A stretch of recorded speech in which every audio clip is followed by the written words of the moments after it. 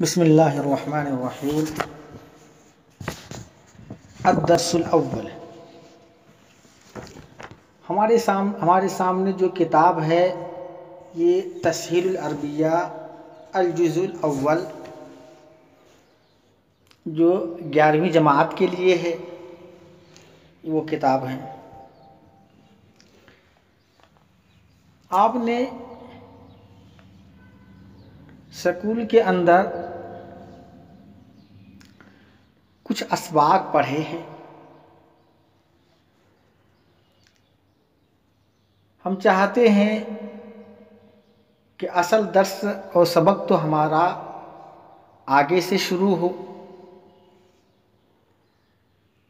جہاں تک آپ نے پڑھ لیا ہے اس کے اعادے کی کوئی خاص وجہ اور ضرورت نہیں ہے، البتہ صرف نظر ثانی اور اعادے کے طور پر شروع کے اسباق مختصراً آپ کے سامنے پیش کیے جائیں گے اور اصل اسباق آگے شروع کیے جائیں گے۔ پہلا سبق کے اندر آپ نے حروف تہجی کو پڑھا ہے، الف با تا یا حمزہ وغیرہ، حمزہ الف با تا۔ اس میں آپ کو بتلایا گیا ہے کہ حمزہ کہاں پڑھا جائے گا۔ تجوید کی کتابوں میں آپ نے پڑھا کہ الف ہمیشہ خالی ہوتا ہے، جس پر کوئی حرکت ہو، زبر زیر پیش جزم سکون ان میں سے کوئی آ جائے تو پھر وہ الف نہیں رہتا، حمزہ بن جاتا ہے۔ البتہ شکل و صورت کے اعتبار سے وہ الف لگتا ہے لیکن وہ پڑھا حمزہ جاتا ہے۔ پرانے جو رسم الخط ہیں، پرانی جو کتابیں ہیں، اس میں الف اور حمزہ جو الف کی شکل میں ہوتا ہے دونوں کے لکھنے میں کوئی فرق نہیں ہوتا۔ البتہ جدید خطوط جو ہیں اس کے اندر الف اور حمزہ کے لکھنے میں فرق کیا گیا ہے کہ جہاں پر حمزہ ہوتا ہے وہاں پر الف لکھ کر اس کے اوپر یا اس کے نیچے چھوٹا سا حمزہ بنا دیا جاتا ہے، جو علامت اور دلیل ہوتی ہے کہ یہاں پر حمزہ ہے، الف نہیں ہے۔ اور جہاں پر الف ہوتا ہے وہاں پہ صرف الف لکھا جاتا ہے اور اس کے اوپر یا نیچے حمزہ کی شکل نہیں بنائی جاتی ہے۔ جیسے الدرس الاول کے اندر جو حمزہ کی شکل آپ نے کتاب میں دیکھی ہے، وہاں پر آپ کو نظر آئے گا کہ الف کے اوپر چھوٹا حمزہ بنا ہوا ہے، اور جب انہوں نے لکھا اس کی مثال جیسے اکبر، اذن، انفن، تو ان سب کے اندر آپ کو الف کے اوپر حمزہ نظر آئے گا، تو اس کو پڑھا جائے گا اکبر، حمزہ کاف زبر اک، حمزہ، اذن، حمزہ نون پیش از، حمزہ زال پیش از، انفن، حمزہ نون پیش ان، یہ حمزہ نون زبر ان، انفن۔ اور اس کے نیچے جو الف ہے اس پہ کوئی شکل نہیں ہے۔ اس کی مثال دیا جیسے عادل، عاقل، عالم۔ دوسری بات یہ یاد رکھیے، کسی کلمہ کے شروع میں جب یہ الف آئے گا تو وہ دراصل الف نہیں، وہ حمزہ ہوگا، خواہ اس پر حمزہ کے نشان بنے ہوں یا بنے نہ ہوں۔ اگر کلمہ کے شروع میں آ رہا ہے اور جملے کی ابتدا، تکلم کی ابتدا وہیں سے ہو تو وہ یقیناً حمزہ ہوگا، وہ الف نہیں ہو سکتا، کیونکہ الف یہ عدم الحرکات کا نام ہے، یعنی حرکات نہ ہونے کا نام ہے، جو ساکن ہوتا ہے، اور عدم الحرکات ساکن سے ابتدا محال ہے، لہذا تکلم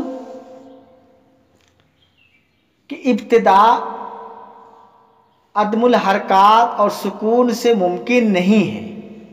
اس لیے اگر کسی کلمہ کے شروع میں یہ آئے اور کلمہ کی ابتدا، تکلم کی ابتدا اسی جگہ سے ہو تو پھر وہ حمزہ ہی ہوگا، الف نہیں ہو سکتا۔ ہاں درمیان میں آ جائے، جملہ کے بیچ میں آ جائے، وہ کلمہ کسی دوسرے کلمہ کے درمیان میں واقع ہو تو وہاں پر پھر الف ہوگا، جیسے عادل، عاقل، عالم، یہاں پر دیکھیے درمیان میں ہے لہذا یہ الف ہے۔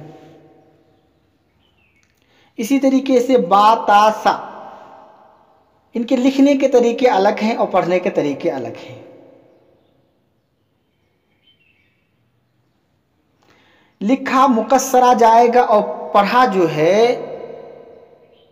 مد کے ساتھ جائے گا، لکھا بغیر مد کے جائے گا اور پڑھا مد کے ساتھ جائے گا۔ کتاب میں آپ شکل دیکھ لیجئے کہ با لکھنے کی شکل الگ ہے لیکن پڑھنے کی شکل الگ ہے۔ با بغیر مد کے لکھا گیا لیکن پڑھا جائے گا با، تا بغیر مد کے لکھا گیا اور پڑھا جائے گا تا، سا اس کی بھی صورت ہے۔ اسی طریقے سے جیم، ہا، خا،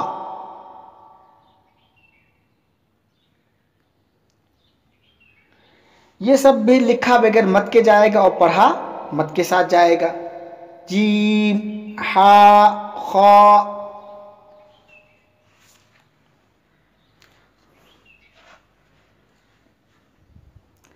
لیکن یہ با، تا، سا، جیم، ہا، خا وغیرہ جب جملہ میں استعمال ہوگا تو پھر بغیر مد کے یہ پڑھا جائے گا، یعنی جب یہ مفردہ ہوگا تو ان کو مد کے ساتھ پڑھا جائے گا۔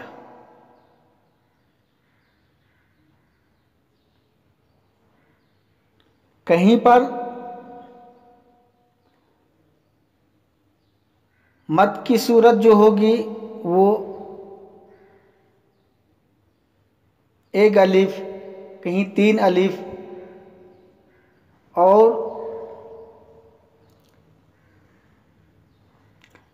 کہیں پر مد کی صورت نہیں ہوگی، جیسے آ جائے گا دوسرے کلمات وغیرہ۔ تو جہاں پہ مد کی صورت ہوگی مفردات کے اندر، جب وہ جملے میں استعمال ہو، کلمات میں استعمال ہو، تو پھر کلمات کے اندر مد کے ساتھ نہیں پڑھا جائے گا۔ جیسے با، جب یہ مفرد اس کو پڑھا جائے تو پڑھا جائے گا با، تا، سا، جیم، ہا، ہا کو 1 الف اور جیم کو 3 الف کے برابر، خا۔ لیکن جب اس کی مثالیں آپ دیکھیے، بصیر، بیت، باب، باب میں الف مدہ ہے، تلمیذ، تا، تمر، تفاح، سا، اس کی مثال دیکھیے، ثواب، ثاقب، ثمر۔ جیم کی مثال دی، جمیل، جمل، جنت۔ تو اس میں دیکھیے مفردہ کی شکل میں پڑھا جائے گا مد کے ساتھ، کہیں 1 مد، 1 الف، کہیں 3 الف، لیکن جب جملے میں استعمال ہوگا تو جملے میں جو مد کی صورت آپ نے پڑھی ہے کتاب میں، الف مدہ، یا مدہ، واو مدہ کی، اگر وہ صورتیں پائی جائیں گی تو مد ہوگا، ورنہ بغیر مد کے یہ حروف پڑھے جائیں گے۔ تو باقی جتنی بھی مثالیں اس میں جو ہے دی گئی ہے الف سے لے کر یا تک، وہ سب کے اندر یہی صورت ہے۔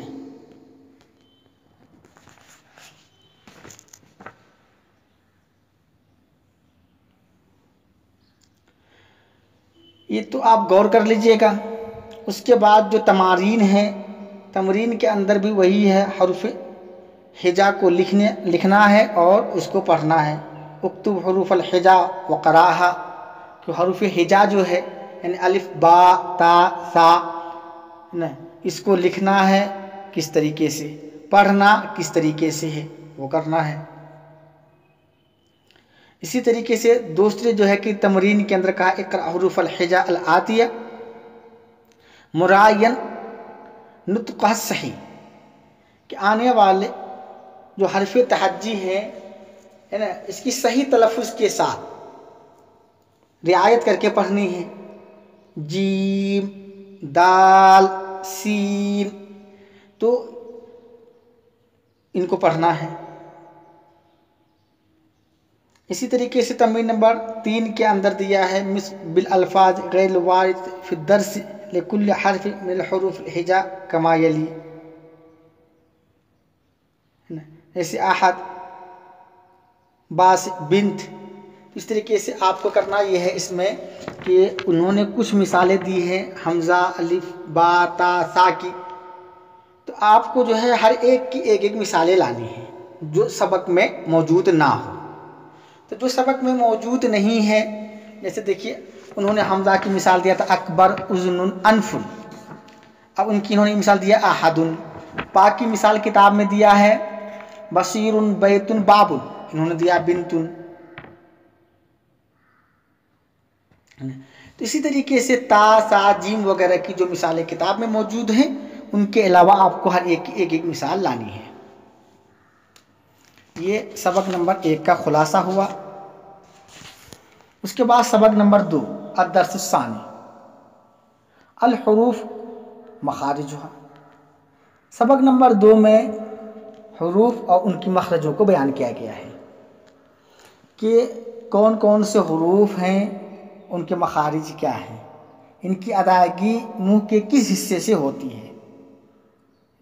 تو ان کی تفصیلات کتاب میں دے دیا ہے کہ واو الف یا جوف الفم، حمزہ ہا اقصى الحلق، ہا اور عین وسط الحلق، خا غین ادنى حلق۔ تو یہ جو ہے مشق سے متعلق ہیں، اور آپ جو ہے نا ان کو اپنے کسی مشاق و استاد سے جن کی تلفظ ادائیگی اچھی ہو ان سے آپ مدد لے کر ان کو پڑھ لیں، اور ان کو ان کا خوب مشق کریں، اور کون سے حروف کس مخرج سے ادا ہوتے ہیں ان کو یاد رکھیں، یاد کریں، تو آگے آپ کے لیے قرآن کو پڑھنا صحیح تلفظ کے ساتھ، صحیح ادائیگی کے ساتھ، جو سب سے اہم ترین چیز ہے، کیونکہ مسلمانوں کے لیے اللہ کا سب سے بڑا معجزہ وہ قرآن پاک ہے۔ اللہ کے نبی صلی اللہ علیہ وسلم کا سب سے بڑا اخلاق، سب سے بڑا خلق یہ قرآن پاک ہے۔ پورے دین کا مجموعہ اور نچوڑ یہ قرآن پاک ہے، اس لیے ان کو سمجھ کے پڑھنا نہایت ہی ضروری ہے۔ جس طریقے سے ان کے معانی، مطالب، تفاسیر کو جاننا ضروری اور اہم ہے، اسی طریقے سے ان کے الفاظ، ان کے کلمات، ان کے حروف کی ادائیگی کے ساتھ ان کو پڑھنا یہ بھی نہایت اہم اور ضروری ہے۔ اس لیے آپ کوشش کریں گے کہ آپ اپنے کسی مشاق استاد سے رابطہ کر کے ان حروف کو ادائیگی کے ساتھ پڑھنے کا مشق کریں گے، اور اس سے آپ کو انشاءاللہ تعالی خاطر خواہ فائدہ ہوگا۔ سبق نمبر 2 تو ہو گیا، یہ آپ کے مشق سے متعلق ہے، آپ کی محنت آپ کے لگن پر موقوف ہے۔ اگر آپ محنت اور لگن کے ساتھ حاصل کرنا چاہیں تو بہت آسان ہے، لیکن اگر آپ نے سستی اور کاہلی کا مظاہرہ کیا تو پھر یہ آپ کے لیے مستقبل میں بہت نقصان دہ ہوگا، اور پھر جب کہیں پڑھنے کی نوبت آئے گی تو وہاں بڑی رسوائی اٹھانی پڑے گی۔ اسی لیے آپ اس کی ادائیگی کے لیے خوب لگن اور کوشش سے کام لیں گے انشاءاللہ تعالی۔ اس کے بعد الدرس الثالث، تیسرا سبق۔ جو تیسرا سبق ہے، اس سبق کے اندر حرف استفہام ما اور من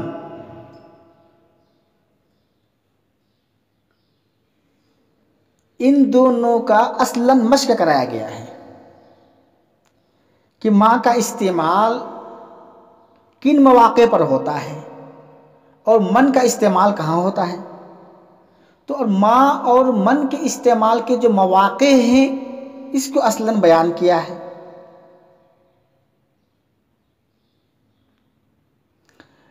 تو من کا استعمال کسی عاقل شے کی حقیقت سے متعلق جب سوال کرنا مقصود ہو تو وہاں پر من کا استعمال ہوتا ہے، یعنی من کا استعمال کسی عاقل، عقل والا، کسی عاقل کی حقیقت شے سے متعلق، یعنی عاقل سے متعلق اگر سوال کرنا مقصود ہو تو سوال من کے ذریعہ ہوگا، اور ماں کے ذریعہ سے سوال غیر عاقل سے متعلق جب سوال مقصود ہو تو وہاں پر سوال ماں کے ذریعہ ہوگا۔ تو لہذا ماں کے ذریعہ سوال ہوگا کسی غیر عاقل کی حقیقت شے سے متعلق، غیر عاقل سے متعلق، اور عاقل سے متعلق سوال ہوگا من کے ذریعہ۔ اسی کو صاحب کتاب نے القاعدہ کے اندر بیان کیا ہے کہ من تستعمل من للسوال عن حقیقت شیء عاقل، کہ من کے ذریعہ سے سوال کسی عاقل چیز کی حقیقت سے متعلق کی جاتی ہے۔ یہ من کے ذریعہ سے، من کا استعمال کسی عاقل شے کی حقیقت سے متعلق سوال کرنے کے لیے ہوتا ہے، جیسے من ھذا، یہ کون ہے؟ جواب ھذا رجل، یہ آدمی ہے۔ ماں کے بارے میں کہا کہ ماں تستعمل ماں للسوال عن حقیقت شیء غیر عاقل، کہ ماں کا استعمال غیر عاقل شے کی حقیقت سے متعلق سوال کے لیے ہوتا ہے۔ جب غیر عاقل شے کی حقیقت سے متعلق سوال مقصود ہو تو وہاں استعمال ماں ہوتا ہے، جیسے ما ھذا، یہ کیا ہے؟ ھذا حجر، یہ پتھر ہے۔ اب دیکھیے الدرس الثالث، تیسرا سبق، ما ھذا، تو ماں کے ذریعہ سے سوال ہوگا غیر عاقل۔ عاقل میں آتا ہے انسان، جنات، ملائکہ، ان کے علاوہ جتنی بھی چیزیں وہ غیر عاقل ہیں، تو ان کے بارے میں جب سوال کرنا ہوگا تو لائیں گے ماں، جیسے ما ھذا، یہ کیا ہے؟ ھذا کتاب، یہ کتاب ہے۔ اچھا اس کے بعد ھذا کتاب، کیا یہ کتاب ہے؟ اب دیکھیے یہ بھی آتا ہے استفہام، سوال کے لیے، دریافت کے لیے، لیکن یہ عام ہے، عاقل کے لیے بھی آتا ہے اور غیر عاقل کے لیے بھی آتا ہے۔ جیسے دیکھیے اہذا کتاب، کیا یہ کتاب ہے، تو کتاب غیر عاقل ہے، اس کے لیے اول آیا۔ نیچے جب آئیں گے تو وہاں ایک جگہ آئے گا اہذا تلمیذ، کیا یہ شاگرد ہے، طالب علم ہے، تو طالب علم عاقل ہے، ان کے لیے بھی آیا۔ اہذا کتاب، کیا یہ کتاب ہے، نعم ھذا کتاب، ہاں یہ کتاب ہے۔ ما ھذا، یہ کیا ہے، ھذا قلم، یہ قلم ہے۔ اھذا قلم، کیا یہ قلم ہے، نعم ھذا قلم، ہاں یہ قلم ہے۔ ما ھذا، یہ کیا ہے، ھذا کرسی، یہ کرسی ہے۔ اھذا مکتب، کیا یہ میز ہے، لا نہیں، ھذا کرسی، یہ کرسی ہے، تو مکتب کہتے ہیں میز کو۔ ما ھذا، یہ کیا ہے، ھذا دفتر، دفتر، کاپی، یہ کاپی ہے۔